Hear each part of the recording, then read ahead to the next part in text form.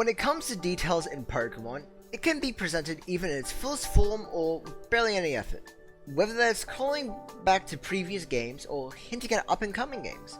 However, just recently, I had made a sudden realization that the most detailed area in quite possibly the entire Pokemon franchise is entirely in this one room locked behind a $30 DLC. The Hidden Treasure of Area Zero, a DLC for Scarlet Violet with it having two different stories to it. One being within the land of Kitakami as part of the Teal Mask DLC, which released on September 13th, 2023, whilst the other was located in the Unova Seas, which was a part of the Indigo Disc DLC, released on the 14th of December 2023.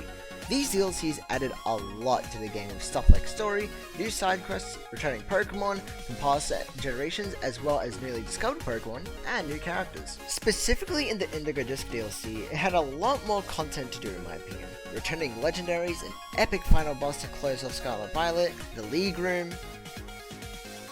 Wait, what? The League Room is your own little training room. You can interact with students there as well as bring over trainers from Paldea to visit you and battle you. And gamble. You can also change stuff like your throwing animations, as well as unlocking the ability to find starter Pokemon in the Terrarium, and of course the main topic of this video, the Art Club. The Art Club will change your League Room's design for a grand total of 300 Blueberry points, which can be pretty expensive, but in return, gives you some of the most detailed rooms in Pokemon. So let's go over all of the rooms one by one, as well as pointing out every detail within to truly see why these are some of the most detailed rooms in the entire franchise. This room is the room you always start with. Plain, basic, and fits the whole school vibe. Immediately to the left upon entry, you can find a whiteboard that shows notes of battle core positioning, which ties in the whole double battle style. Headed towards the right upon entry will show a giant logo that says League Club painted over. By it, you can find some weights and yoga mats, with your regular school lockers next to it, and across from those, you can find treadmills where Tyrogue is not using it for its intended purpose. My Tyrogue loves this treadmill! No. Across from the treadmills are shelves filled with what seems to be different types of Pokemon food as well as other items. Right next to it is a doohickey, and that's about it. Despite it being the starter room, it's actually pretty well made, fitting the style of a whole school lounge room, and I think it's a solid design with the details adding a lot more to it. The natural room gives off a greenhouse vibe with it being littered with nature and greenery. Vines grow over the walls with the plants scattered everywhere. To the right of the room, you can find a honeycomb shelf filled with more plants as well as rocks and gemstones. The lockers from the previous room now look like cupboards with it holding a little hop and pop plant at the very top. Next to that is an instruction panel that reads how to handle plants, which is super easy to do by the way. Healthy soil, water, sunlight, and no NyQuil. The treadmills are now replaced with gardening supplies and an oddish, and there are photos of the terrarium hung around all over the room. Definitely a nice change from the regular room we start off with, nothing really much else to say. I should also mention this. Within the League Room, you're able to change the music as well. In the Specials tab, you can actually listen to Jubilife Village from Pokemon Legends Arceus, as well as Castelia City from BlackWhite. I bring this up because of the next rooms we're about to see. Okay, so this is where the rooms get super detailed. Unova references scattered across the entire room. It brings me so much joy and whimsy. Immediately, you can see paintings and structures of Unova landmarks scattered across the room.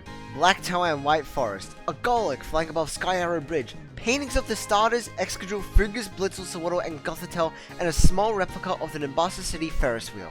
The whiteboard behind the student has sketches of Dino, Mencino, and Blitzel. The lockers have become black and white. There is a Cryogonal charm just there! Oh my god, the details are amazing! We got a flat screen TV. This room has it all. It's an amazing room for any Generation 5 fan, with every detail being handcrafted carefully. It's amazing. Why is this guy here? The fancy room is pretty empty visually, but it makes it up with its vibrant colors. It looks like a surprise birthday party. On the whiteboard, we can see some Slowpoke chilling out. The lockers have been replaced with cabinets. They even have a book stored in there called Jigglypuff in Wonderland. Oh my god, it's like a reference or something! There's an Nacrene standing atop of what seems to be some presents. There are Jigglypuff balloons everywhere, and the main table in the middle has been fully furnished to look like a tea party. Overall, cute room, but the least detailed out of the bunch in my opinion. Love the colors though. It's spooky themed, so this technically counts as a Halloween video, and boy does this room help out with justifying that. To the left, we can see Slugma, don't say it, keeping the room warm in the fireplace whilst a haunter painting looms above. There are shelves lined with dishes, the locker's got a complete change, probably the biggest so far. A Litwick stands on a pedestal amongst the candles. We also got some paintings, one of a menacing Gothitelle, the Litwick line, and a girl holding a Banette plush. Honestly, I'm a bit confused about this painting. I guess it might suggest that she abandoned the Oh my god, blinking! In all honesty, I really like this room, especially the Slugma chilling in the fireplace. It's such a nice addition. The curtains also add such a nice touch next to the paintings, making it look like an art show a bit, and also allowing the paintings to stand out more too. The classic room is filled to the brim with things from the past. Framed fossils litter the walls, shelves of history books replace the lockers, a bunch of books, mysterious trinkets, Gollet! There's also a map that shows off the Terrarium but in a more ancient style. The map is basically the exact same as what it is on the regular map, but it still looks cool. There's a bunch of tools next to this drill bar, and the league room's table is scattered with paper, equipment, and tools for research, which adds to making the whole room feel like more of a museum rather than a schoolroom. Nothing really to say about this room overall, just super cool, and it reminds me of something like from Indiana Jones. This one is my personal favorite room, as it is a reference to the Pokéstar Studio films you could do in Pokemon Black 2 and White 2, which I've gained a lot more appreciation for over the years. The UFO in the highest quality it's ever been, as well as the Mecha Tyranitar, this room has it all. Not to mention the walls are probably my favorite out of all the rooms, making it feel like I'm in some sort of spaceship. There's a giant emblem made of cardboard right next to the entrance, lights flicker on the panels around the wall, replica of helmets from Pokéstar Studios are hung on the wall as well, and Porygon hanging out on the table where they look like there's some sort of hologram. An amazing touch to add to the futuristic look. This room has it all when it comes to Pokéstar Studios references. So, to the 17 people who did the Pokéstar Studios, this room's for you! Or if you really like Iron Thorns. The gorgeous room is just that. Gorgeous.